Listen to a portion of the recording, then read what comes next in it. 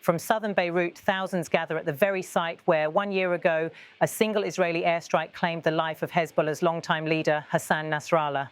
Today, this street corner has transformed into both a memorial and a rallying point, drawing supporters from across Lebanon to commemorate a figure they call their martyr. The cameras open on wide shots of the crowd. Men and women draped in Hezbollah's yellow flags stand shoulder to shoulder. Some hold framed portraits of Nasrallah, others bow their heads in prayer. Their presence is not merely to remember, it is to reaffirm a collective sense of purpose. Medium and close-up shots capture the emotions that ripple across the gathering. In the faces of older men, lines of grief and resolve. In the eyes of the younger supporters, determination. Some chant Nasrallah's name, others wipe away quiet tears.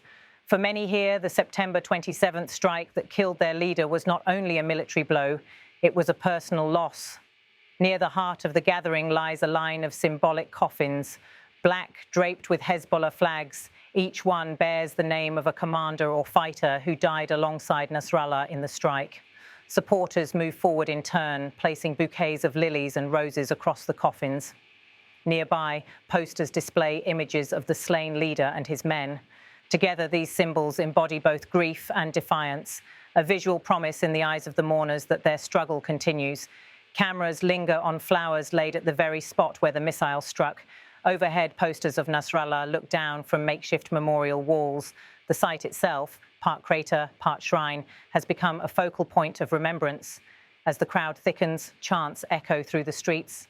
To the mourners, this day is about more than the past. It is about resilience for the future. The gathering is at once solemn and defiant. From within the crowd, a voice rises. Hussein Hijazi, a Hezbollah member who survived an Israeli attack but lost his sight, speaks with conviction. I lost both eyes, but it didn't affect me. On the other hand, when we lost Hassan Nasrallah, it affected us deeply. But his martyrdom and that of all the commanders made us stronger and, God willing, will lead us to victory. His words draw nods from those standing close by, a reminder that for many here, the loss of a leader has become a rallying cry. Another supporter, Mohammed Noureddin, reflects on the passage of the past year. A year has passed and every second has seemed as long as the moment Hassan Nasrallah was martyred. It has burned our hearts, but it has also made our hearts stronger and more resilient. God willing, we will remain faithful to our commitment and renew it every second and every year. We will remain faithful to our commitment, O Nasrallah, until the occupation falls. His voice carries both sorrow and determination, as though the wound of that day remains fresh, yet has hardened their resolve. A woman named Nidal Matar, 46 years old, adds her own declaration. Death does not scare us, nor does Israel or the United States. We remain faithful to our commitment to Hassan Nasrallah. We will fight for him. He sacrificed himself for us. We want to sacrifice ourselves, our sons, our daughters, our men, and even our women. They will rise up and take up arms against the enemy. We will not give up our land, and we will not surrender our weapons. Her words reflect a steadfast militancy and a defiance that persists despite the loss of leadership and the ongoing pressures in the region. For over 3 decades, Hassan Nasrallah led Hezbollah, shaping it into both a political power in Lebanon and a military force influential across the Middle East. His death in the 2024 Israeli strike marked one of the most significant escalations in the long conflict. Israel framed the attack as a targeted strike on a figure it accused of orchestrating assaults against its territory. To Hezbollah's followers, his death became a symbol of resistance, casting him as a martyr who died confronting an adversary. In the year since, Lebanon has witnessed continuing border skirmishes, sporadic clashes, and political uncertainty within Hezbollah as it adapts to a post-Nasrallah era. For his supporters, this commemoration serves not just as remembrance, but also as a declaration of continuity. Back at the memorial, the chants rise once again. Supporters wave flags. Children place small bouquets near the coffins. Elders clutch prayer beads. The scene is tightly secured with Hezbollah personnel standing guard, a reminder that even on this day of mourning, the group maintains its posture as both political actor and armed force. For many Lebanese civilians, however, the anniversary also reopens wounds of a broader, long-running conflict. The ceremony is both a tribute to a leader and a reminder of the cycles of violence that have shaped their lives. In the quiet moments between the chants, the weight of loss is evident. Flowers at the blast site lie beneath fluttering flags. Posters bearing the image of Nasrallah look over the crowd. The memorial is solemn, yet infused with the sense of continued struggle voiced by so many present. As the gathering draws to a close, the message from supporters is clear. Hassan Nasrallah's death has not dimmed their resolve. To them, this day marks not the end of an era, but the renewal of a commitment they say they will uphold for years to come. In southern Beirut, where the strike once shattered the ground, the crowd's vigil stands as both a memorial to a fallen leader and a statement of defiance in a conflict that remains unresolved.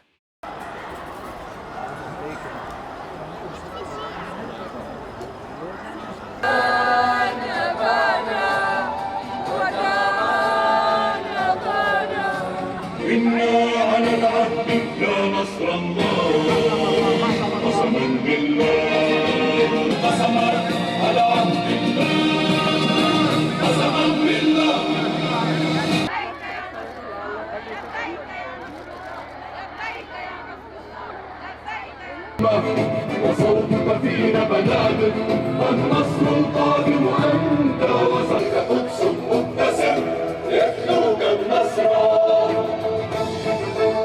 لبيك لبيك ننادي والدار أداك نمد الوطن ميتا عن حبه سل نخلة فيه بصرخة لبيك لبيك لبيك.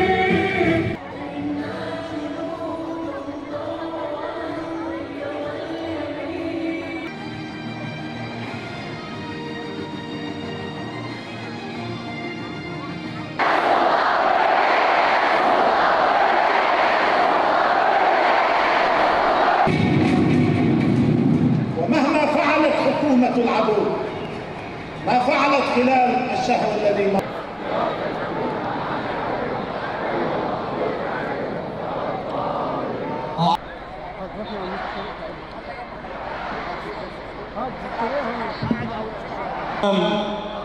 على أشرف الخلق وأعز المرسلين سيد وآل محمد.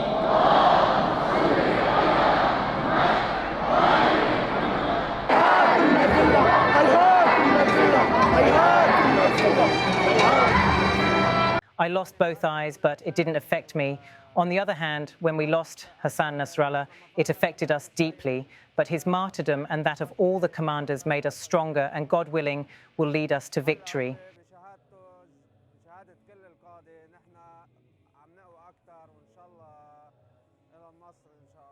A year has passed, and every second has seemed as long as the moment Hassan Nasrallah was martyred.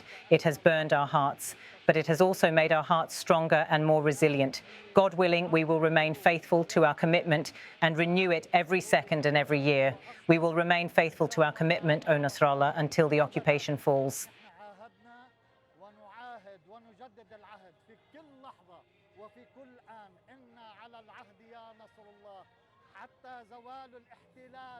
Death does not scare us, nor does Israel or the United States. We remain faithful to our commitment to Hassan Nasrallah. We will fight for him. He sacrificed himself for us. We want to sacrifice ourselves, our sons, our daughters, our men, and even our women. They will rise up and take up arms against the enemy. We will not give up our land, and we will not surrender our weapons.